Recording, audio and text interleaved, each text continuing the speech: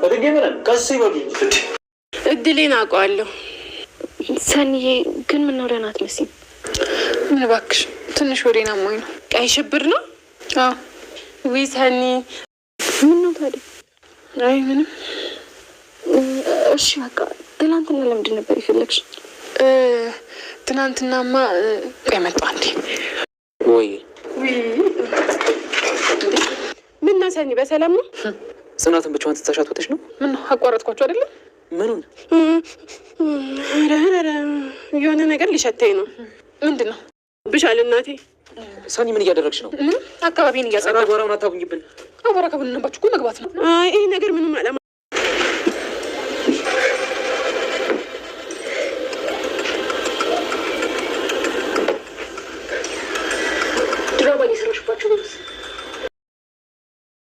ምሩ ዛሬ ላይ ሰኒ ወደ እሷ በቀረበች ጊዜ እስክሪብቶና ወረቀት ስጭኝ በማለት እንግዲህ እንድትጽፍ ያሰበችውን ነገር ሀዊ በመድረስ እንግዲህ እንዳትጽፍ አግዳታለች። ነገር ግን እመለሳለሁ በማለት ነው ሰኒ የሄደችው። ሰኒ ተመልሳ ወረቀትና እስክሪብቶውን ሰታት የልቧንና የሚያስፈልግ ነገር ልትናገር ትችል ይሆን? ምክንያቱም ደግሞ ስለ ሀዊ ነገር ምናልባት ጥሩ ነገር ልትጽፍ ትችላለች፣ ምናልባትም ልትባረርም ትችላለች። የምሩ ህመምና ስቃይ ግን እዚህ ላይ ቢበቃ እንላለን።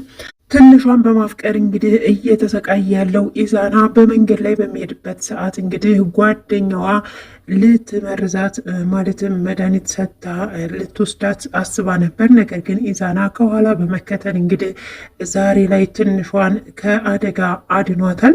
ሰላም ጤና ይስጥልኝ ውድና የተከበራችሁ ተመልካቾች እንዴት አላችሁ? እግዚአብሔር ይመስገን በጣም ደህና ነኝ።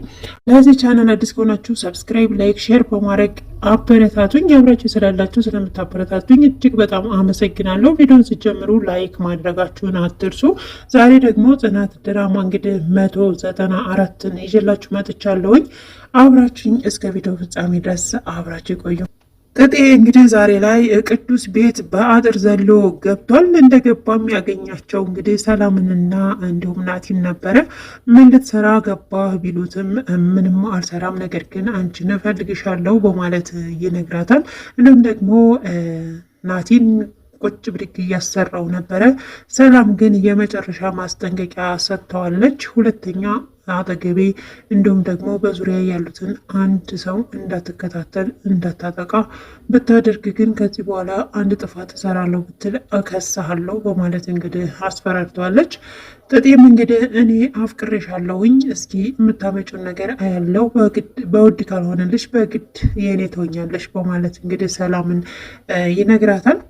ሰላምም እንግዲህ መቼ ተኝ መቼ ተግባብተኝ ነው ያፈቀርከኝ በማለት መልሳ እጤ በቃ ካየሁሽ ቀን ጀምሮ አፍቅሬሻለሁኝ፣ ስለዚህ አንቺ የኔ ብቻ ነሽ በማለት እንግዲህ ተናግሯል። ናቲም እንግዲህ ይህንን በሰማ ጊዜ ወይኔ ቅዱስ አሁን ገና ጉድ ፈላ በማለት ነበር ቅዱስን ያሰበው።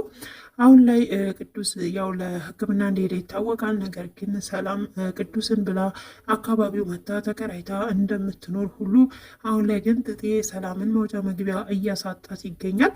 ቲና አሁን ላይ ጆከርን ለመግባባት አስባለች። ጽናትንም እባክሽ ጽናት እነ ሰኒ ጋ እንሂድ በማለት ትነግራታለች። አይ ምግብ መስራት አለብን እንዲዛ ትሄድን ደግሞ አንቺ ቶሎ አትመጪም በማለት ብትነግራትም ተነሽ እንዳልሽ ነው የምነሳው፣ በቃ ዝም ብለን ሄደን ቶሎ እንመልሳለን በማለት እንግዲህ ጽናትን አሳምና ወደ እነ ሰኒ ቤት ሄደው ነበረ። ጆከርም ውጭ ላይ ቆሞ ስለነበረ ልክ ስትገባ ስላየችው ቲና እናንተ ተጫዋቱ እኔ ውጭ ይንፈስብኝ በማለት ወደ ውጭ ትወጣለች።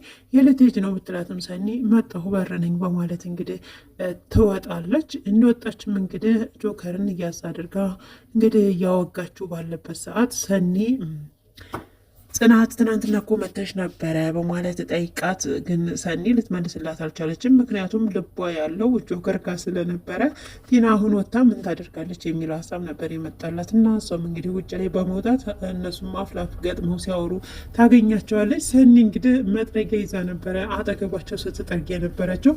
ምን ሆነች ነው? አይ ቆሻሻው ላጽዳው እኮ ብዬ ነው በማለት ላያቸው ላይ ስታወልባቸው ወደ ውጭ ይወጣሉ። ሰኒም እንግዲህ አሁን ቆሻሻው ሄዷል በማለት ነበር ወደ ቤት እየገባቸው። ጭራሽ ይባስ ብለው ጆከርና ቲና ውጭ ላይ ከግቢ ወጥተው ውጭ ላይም በሚያወሩበት ሰዓት እንግዲህ ሰኒ ወደ ምሩ ጋር ለመሄድ ትመጣለች። አይ በጣም ነው የሚያምርባችሁ፣ በጣም ነው እንዲህ የምትዋደዱት፣ በርቱ እንጂ እያለች እንግዲህ በተናደደ በቅናት አንደበቷ ስትናገራቸው ነበረ። የልቴጅ ነው ብሎች ጋር ቢጠይቃት አንተ ሌለህበት አንተንም ማለይበት በማለት ነበር የመለሰችለት።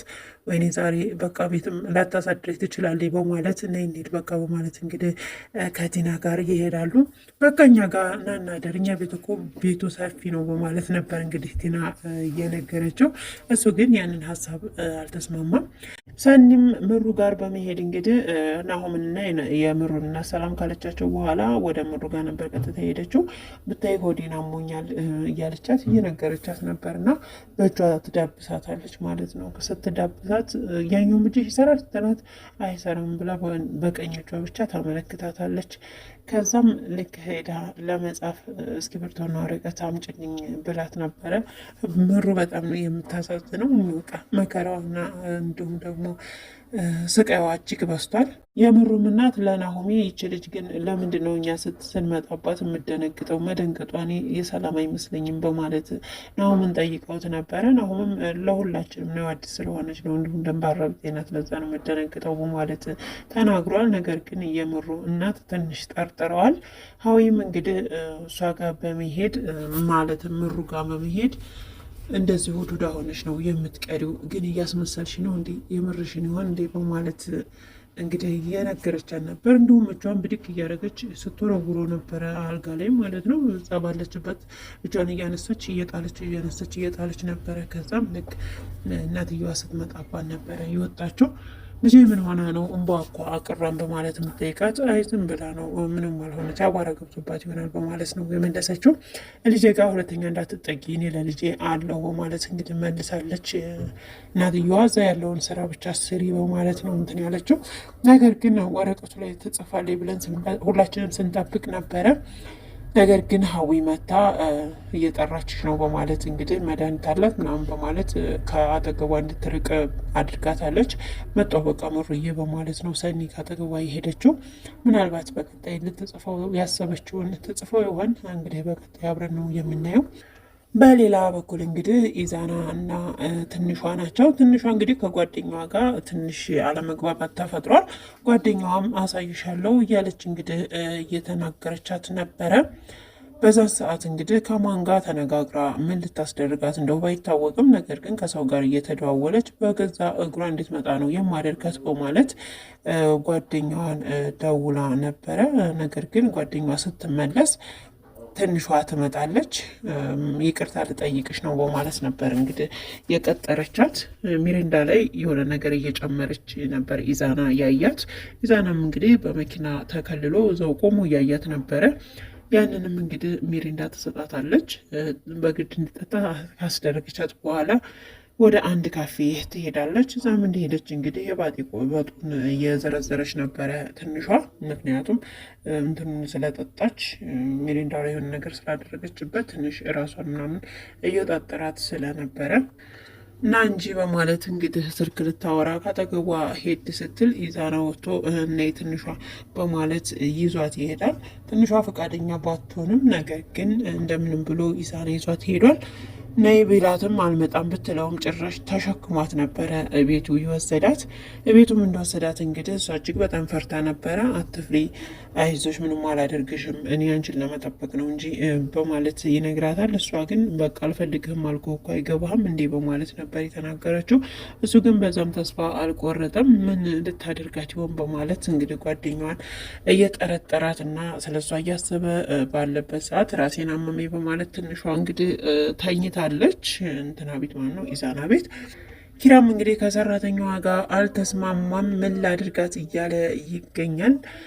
እንግዲህ በዚህ ሰዓት አንዴ እሱ መቀመጫ ትቀመጣለች፣ እንዲሁም ደግሞ ለሚስቱም እንዳማችሁ ምናምን ሁሉንም ነገር ይነግራታል። ደግሞ እሱንም ነገረች በማለት ነበረ የተናገረችው።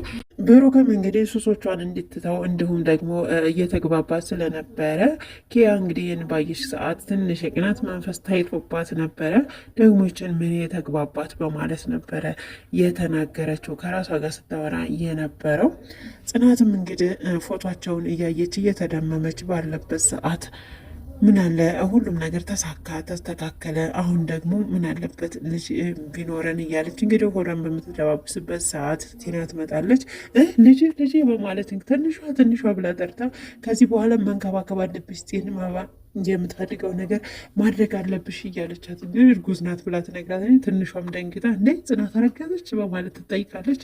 ኧረ አውቄ ነው ምንም ነገር የለም ምን አስበሽ ነው እንጂ በማለት እስኪ ሙሽ በይኝ በማለት እንግዲህ ሙሽ ብላ ከማለችላት በኋላ ያው ውሸት እንደሆነ አምናለች ማለት ነው ቲናም እንግዲህ ዛሬ ላይ ከፍቷት ነበረ። እህቴ በጣም ናፈቀች በማለት ስቅስቅ ብላ እያለቀሰች ነበረ።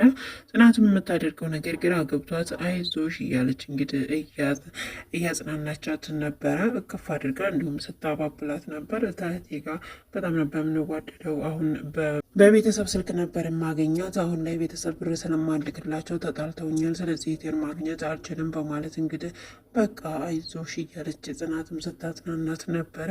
ዛሬ ላይ ግን ብቸኝነት ተሰማኝ፣ በቃ ከፍቶኛል እያለች እጅግ ስታለቅስ ነበር ቲና ማለት ነው።